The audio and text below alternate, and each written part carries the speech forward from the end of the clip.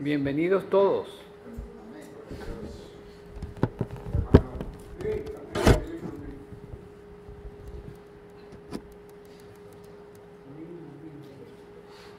Bueno, el apóstol Pablo en el capítulo 11 de Primera de Corintios dice lo siguiente: porque yo recibí del Señor lo mismo que os he enseñado, que el Señor Jesús, la noche en que fue entregado, tomó pan y después de dar gracias los partió y dijo: esto es mi cuerpo que es para vosotros, haced esto en memoria de mí. Tomen el pan, por favor.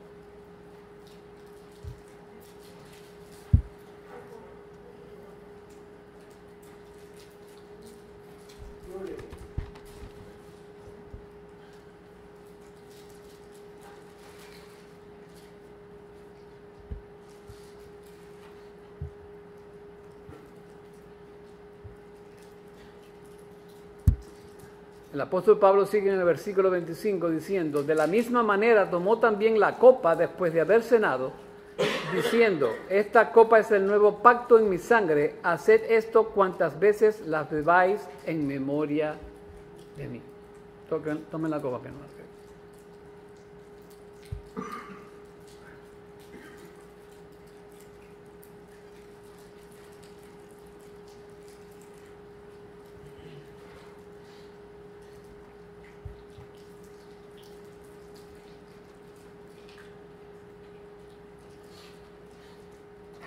Vamos a orar, hermano. Padre Celestial, gracias por esta celebración de tu cuerpo y de tu sangre, Señor. Porque el Padre te envió a esa cruz del Calvario para crucificarte por todos nuestros pecados. Y para darnos liberación, Señor. Ayúdanos, Señor, en esta mañana a predicar tu palabra, Señor. Ayúdanos a entenderla mejor. Pero más que todo, Señor, ayúdanos a practicarla muchísimo mejor. Esperamos en que tu Espíritu Santo nos guíe, nos proteja y nos lleve a la verdad de hoy. En el nombre de tu Hijo Jesús. Amén y amén. Bueno, hoy regresamos al libro de los Efesios, escrito por Pablo. Estamos en el capítulo 2 y hoy vamos a ver los versículos del 11 al 12. Efesios 2 del 11 al 12. Ya mi hermano Víctor lo leyó. Vamos a leerlo una vez más. 2 del 11 al 12. El apóstol Pablo dice así: recordad pues que en otro tiempo vosotros, los gentiles en la carne, llamados incircuncisión por la tal llamada circuncisión hecha por manos en la carne, recordad que en ese tiempo estabais separados de Cristo, excluidos de la ciudadanía de Israel, extraños a los pactos de la promesa, sin tener esperanza y sin Dios en el mundo. Este capítulo 2 lo empezamos con el apóstol Pablo en los versículos del 1 al 10. ¿Se acuerdan que el apóstol Pablo nos habló de las malas noticias? ¿Ok? Nos habló de las malas noticias, eso fue de los versículos del 1 al 3. Después Pablo nos habló de la sobreabundante o la superabundante gracia de Dios. Y nos dijo que la salvación era ¿qué? Solo por gracia, ¿verdad? Mediante la fe. Y nos decía que era por gracia para que no nos gloriemos. Amén. Ahora en el versículo 11, en estos versículos previos del 1 al 10, Pablo nos estaba hablando a todos en general, tanto a los judíos como a los gentiles. Ahora, el apóstol Pablo se va a enfocar en los gentiles. Fíjense cómo empieza el apóstol Pablo. Dice: recordad pues en otro tiempo, vosotros los gentiles en la carne. Está hablando de los gentiles. Vosotros los gentiles en la carne. Mire, pareciera que el apóstol Pablo quiere aclarar las malas noticias.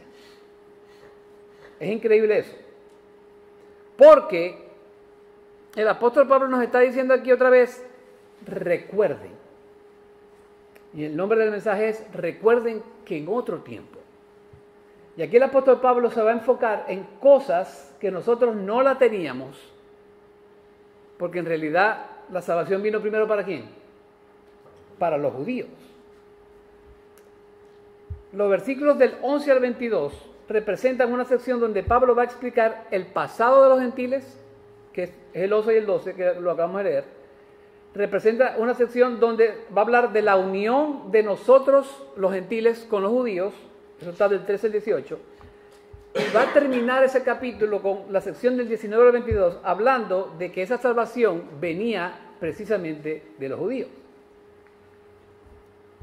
Por ejemplo, Juan 4 del 21 al 22, Jesús le dijo a la mujer, le dijo: mujer, créeme, la hora viene cuando ni en este monte ni en Jerusalén adoraréis al Padre.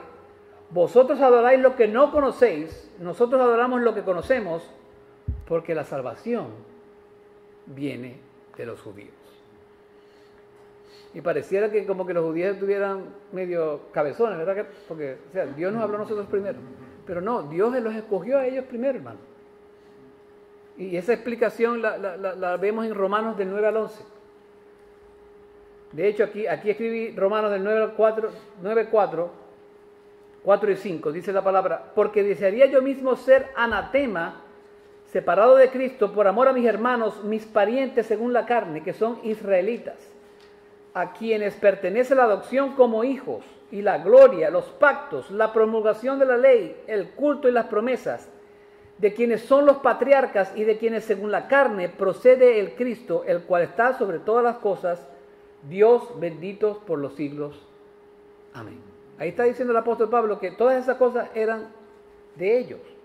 La gloria, los pactos, la promulgación de la ley, el culto, las promesas, los patriarcas, los judíos. El mismo Cristo vino de los judíos, ¿sí o no?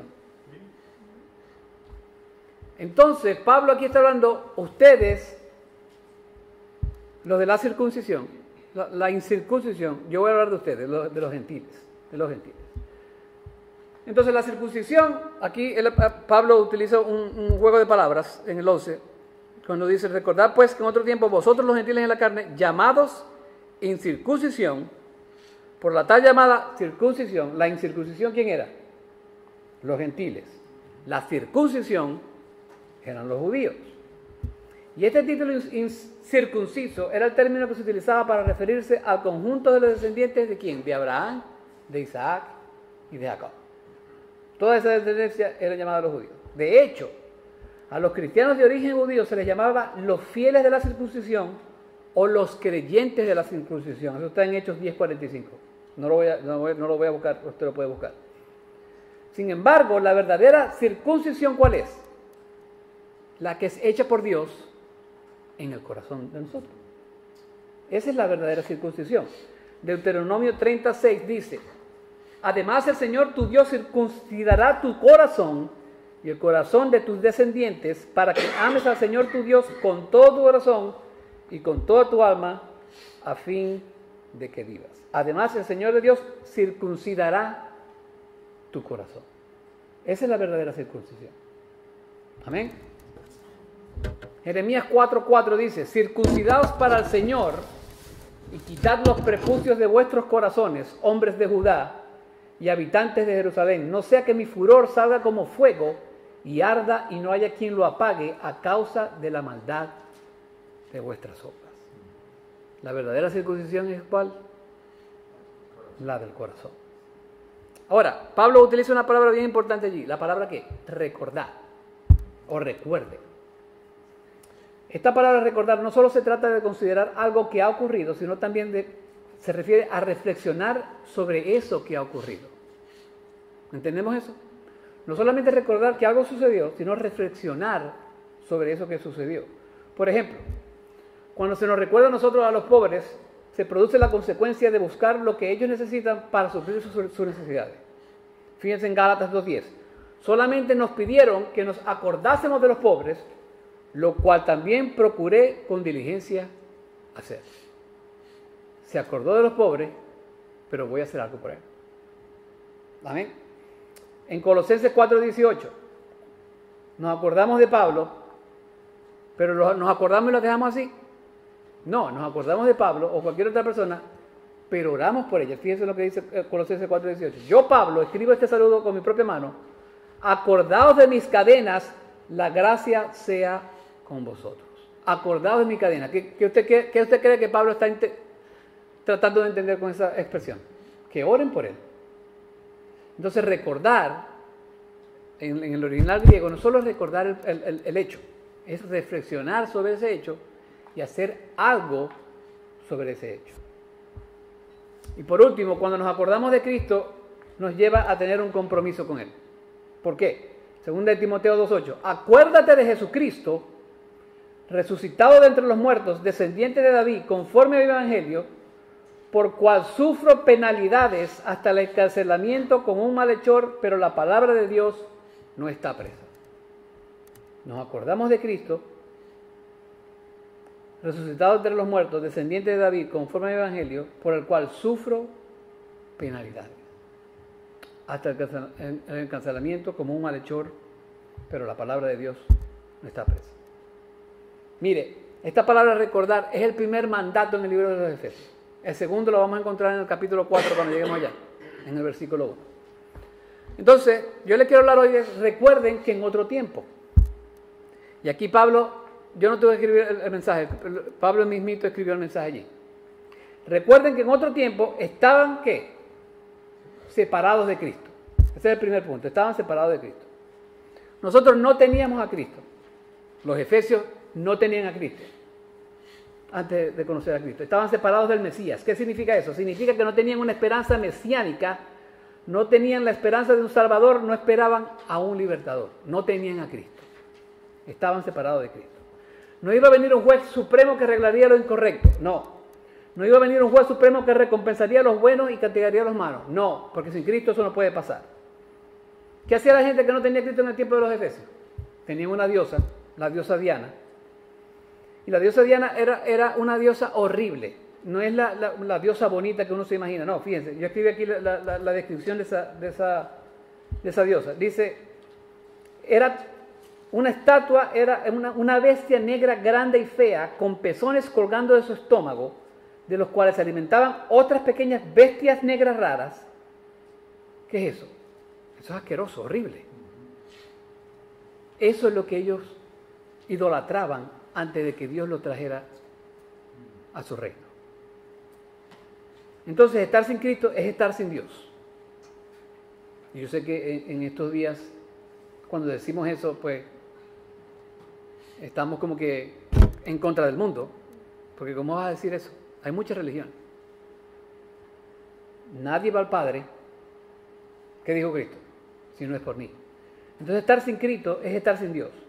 Segunda de Corintios 5:19 dice, es decir, que Dios estaba en Cristo reconciliando al mundo con Él mismo, no tomando en cuenta a los hombres sus transgresiones, y nos ha encomendado a nosotros la palabra de reconciliación.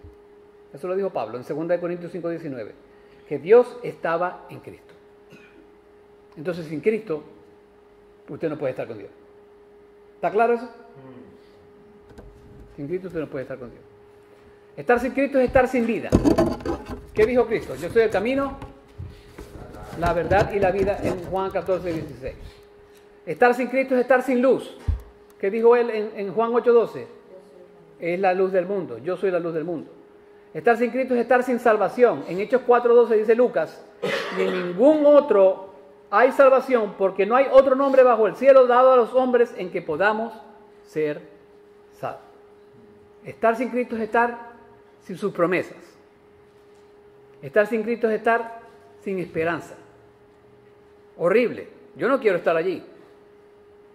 ¿Le gustaría usted estar allí de nuevo? Esto es para los que creen que la salvación se pierde. La salvación no se pierde.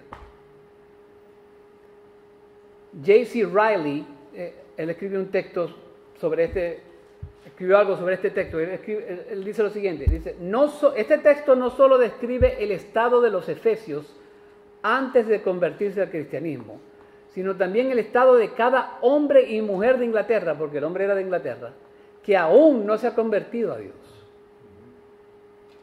No se puede concebir un estado más miserable. Ya es bastante malo estar sin dinero, sin salud, sin hogar o sin amigos. Pero es mucho peor estar sin Cristo. ¿Usted entiende eso?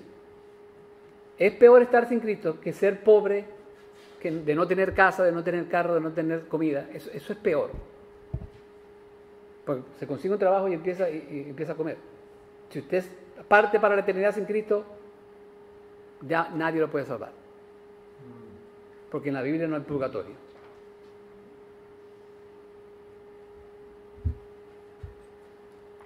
Entonces, recuerden que estaban excluidos. ¿Excluidos de qué? De la ciudadanía de Israel. Estaban excluidos de la ciudadanía de Israel. Esta palabra en otras traducciones dice comunidad, en la comunidad de Israel o en la membresía de Israel. Ellos no pertenecían al Estado teocrático de Israel, los gentiles. No, aunque algunos gentiles se convertían a la religión judía, y eso lo llamaban los prosélitos, los gentiles como un todo no pertenecían a Israel, estaban excluidos. Porque los mandamientos aquí se los dieron a los judíos. ¿Ok? Sin duda, los propios vicios de nosotros, de los gentiles, y nuestra idolatría justificaron nuestra exclusión y por lo tanto estábamos desprovistos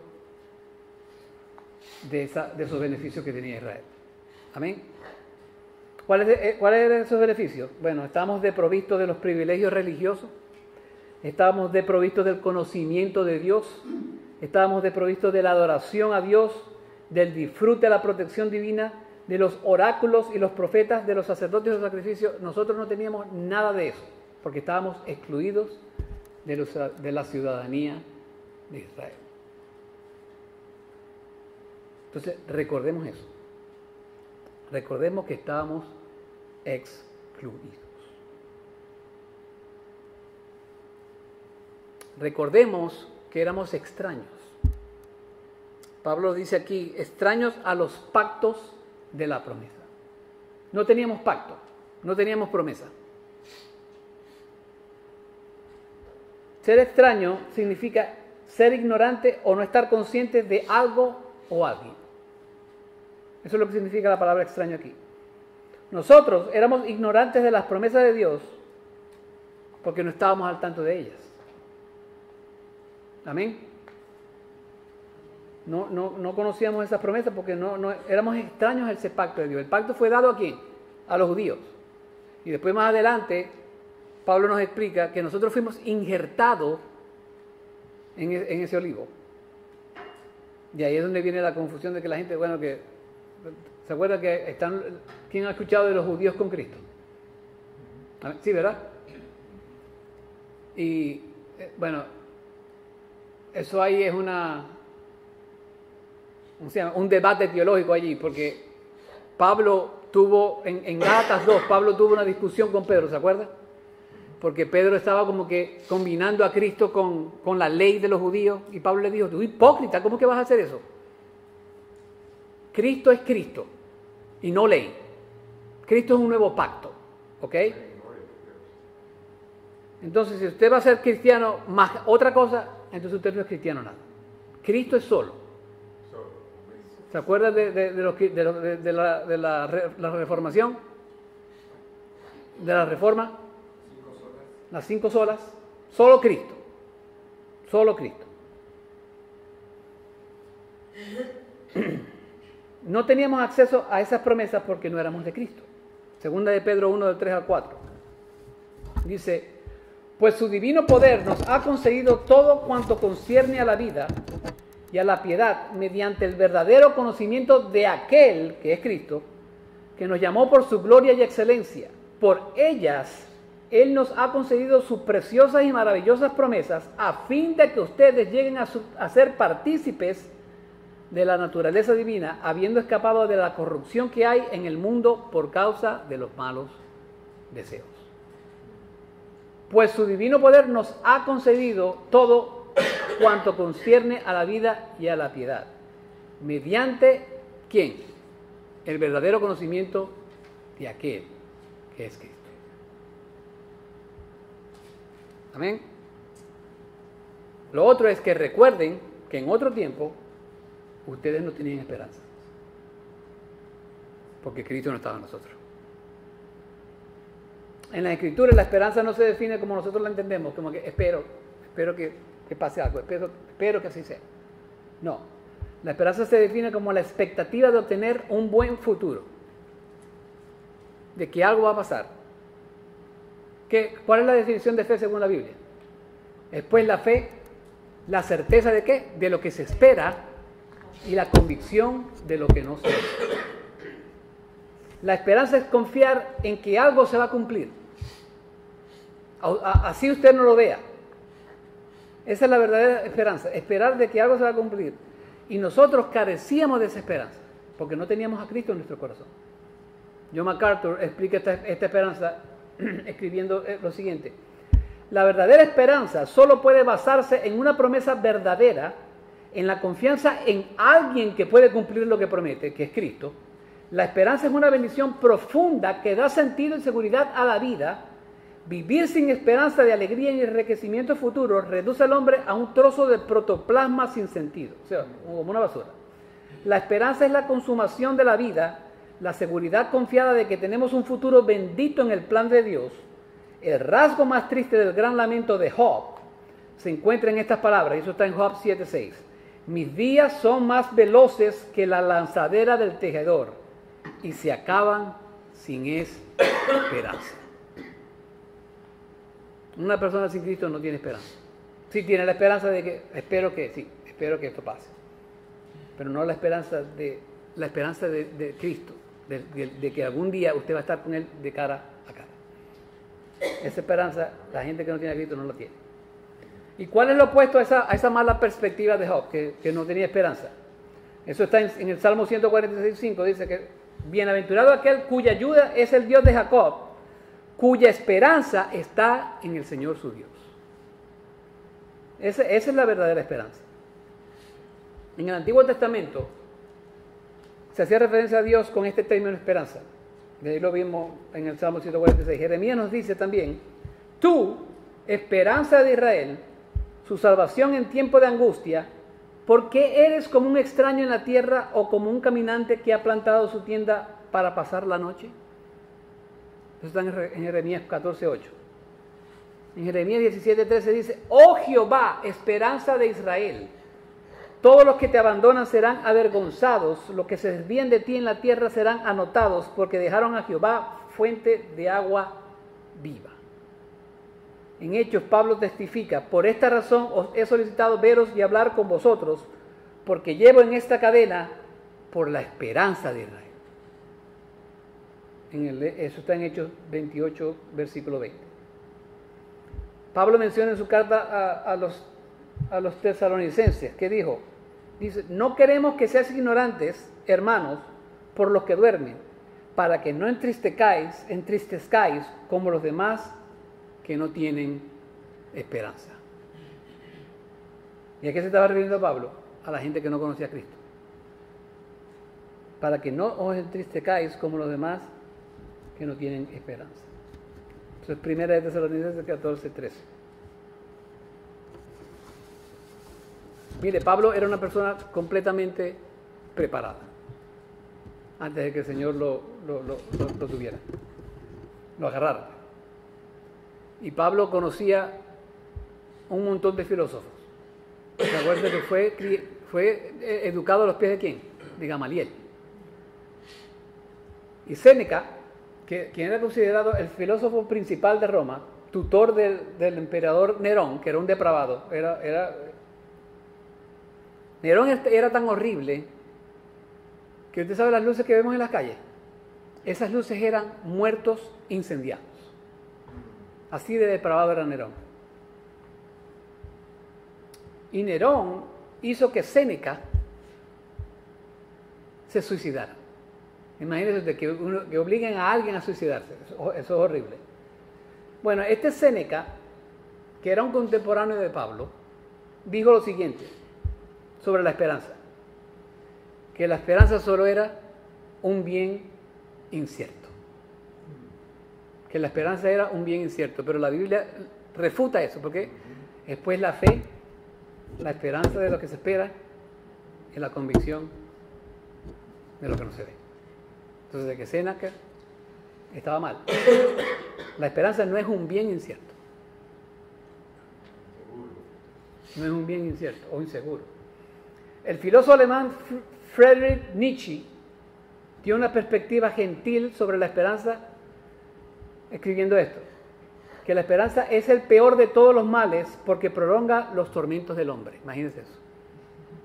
Esa era la esperanza para Friedrich Nietzsche. ¿Y sabe cómo se murió Friedrich Nietzsche? Y me acuerdo porque estaba escuchando hace tiempo. Nietzsche se murió en su cama con un puño así de fuerte y dice: ¡maldito Dios! Y se murió. Así fue como se murió Nietzsche. Imagínese usted. ¿Dónde usted cree que está Nietzsche? En el infierno, quemándose allá con los demás que no creyeron en Cristo.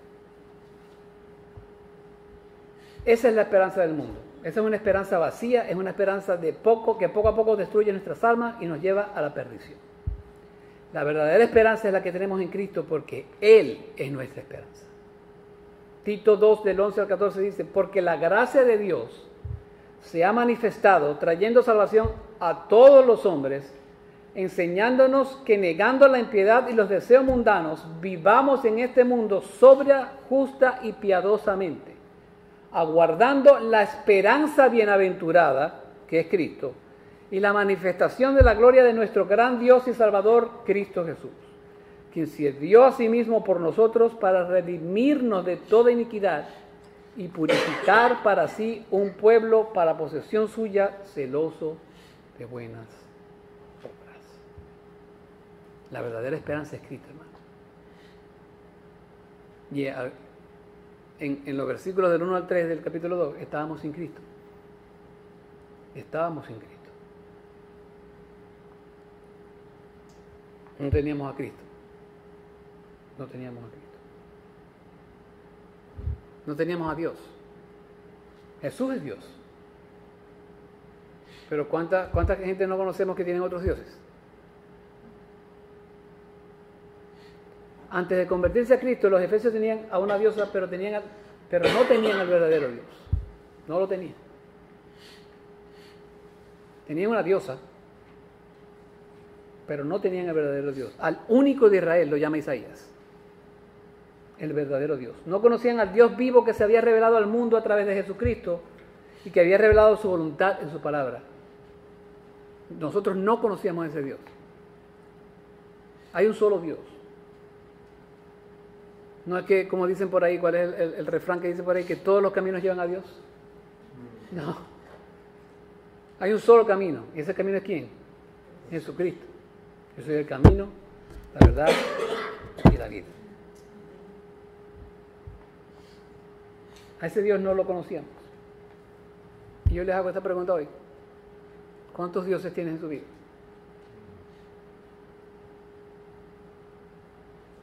Y no es que lo quiera insultar, hermano, pero quizás tiene el Dios del dinero. Quizás tiene el Dios de la comodidad. Quizás tiene el Dios de la inmoralidad. Quizás tiene el Dios de la vagueza. Yo le exhorto a usted que si usted tiene ese tipo de dioses, déjelo a un lado y venga al Dios verdadero. Porque ese es el único que le puede dar salvación eterna. Todos los demás dioses son dioses chiquitos. Los salmos dicen que Él es el Dios de dioses. O sea que nadie, absolutamente nadie, nada ni nadie es más poderoso que Él.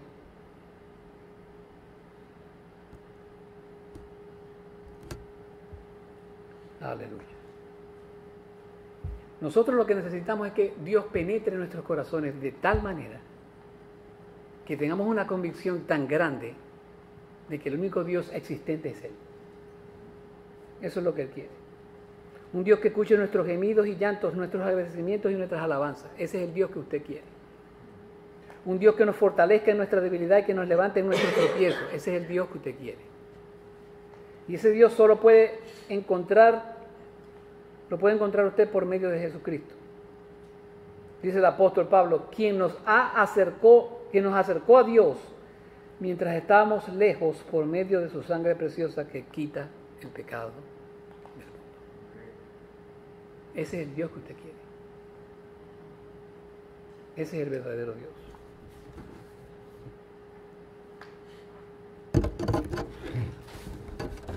¿Cuántos dioses hay en su vida, hermano? Quizás en esta mañana nos tenemos que deshacer de esos dioses. Porque a veces yo creo que como se quieren mezclar ahí en nuestra vida.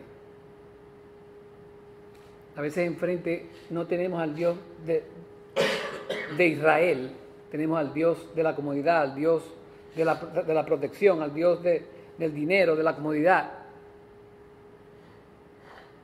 Tenemos que tener a Jehová, en nombre del pacto de Israel, de Dios, perdón, Jehová.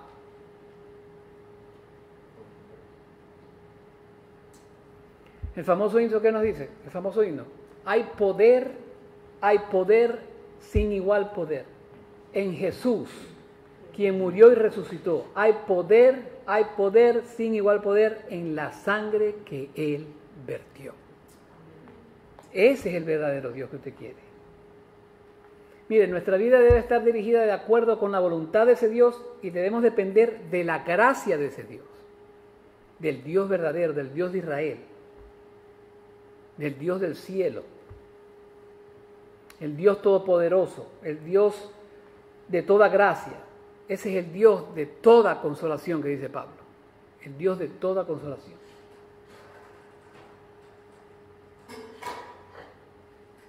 Mire, cuando Dios envió a Jesús para este mundo,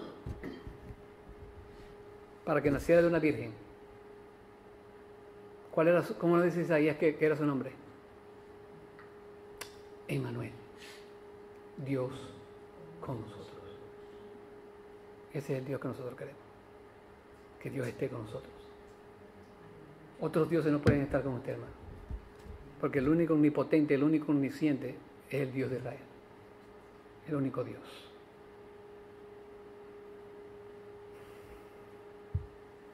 El recordar de dónde Dios nos sacó debiera estimular en nosotros, a los cristianos, una actitud de gratitud y una actitud de humildad. El recordar de dónde Dios nos sacó debiera estimular en nosotros, los cristianos, una actitud de gratitud y una actitud de humildad. Si no nos causa eso, hermano, hay un problema en nuestros corazones. Están como corazones de piedra, como los llama Ezequiel. John Bunyan, meditando en este texto, escribe: acordaos de vuestros terrores de conciencia y del temor a la muerte y al infierno. Acordaos también de vuestras lágrimas y oraciones a Dios. Sí, de cómo suspirabas pidiendo misericordia. Si has pecado contra la luz, si eres tentado a blasfemar, si estás desesperado, si piensas que Dios lucha contra ti, o si el cielo está escondido de tus ojos, recuerda que así fue con tu padre, pero de todos ellos el Señor me libró. Recuerda que sin Él, sin Cristo, no hay Dios. Recuerda.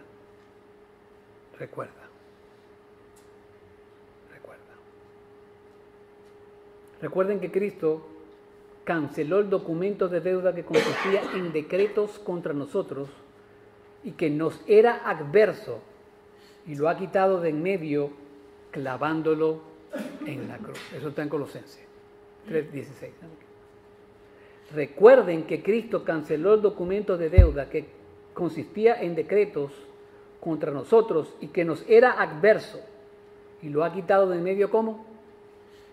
Clavándolo en la cruz. Y la semana que viene vamos a hablar otra vez de las mismas buenas noticias. Porque ¿qué dice en el siguiente versículo del apóstol Pablo?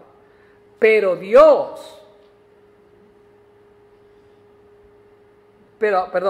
ahora en Cristo Jesús, vosotros que en otro tiempo estabais lejos, habéis sido acercados por la sangre de Cristo. Empezamos con las malas noticias y terminamos con las buenas noticias.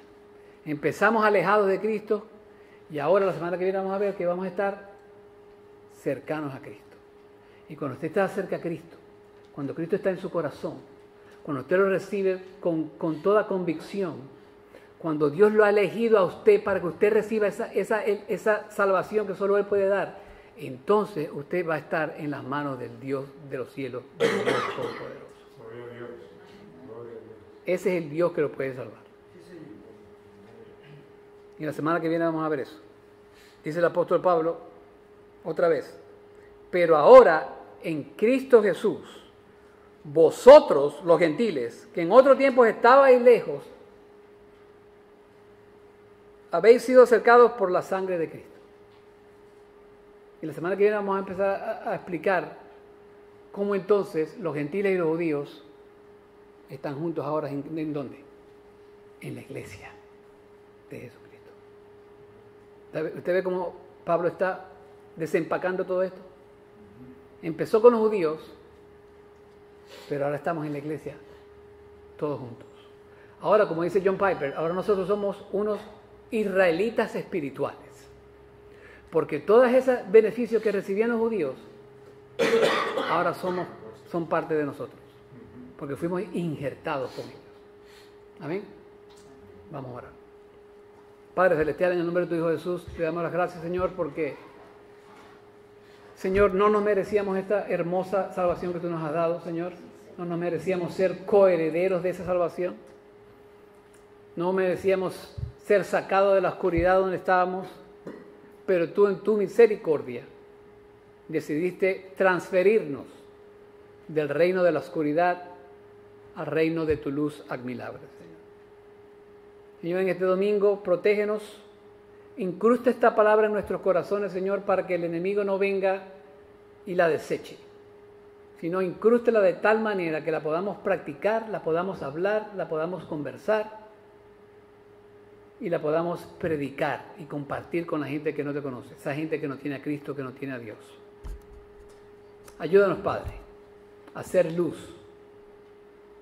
en este mundo, en este vecindario, y protégenos de todo mal. En el nombre de tu Hijo Jesús. Amén y amén.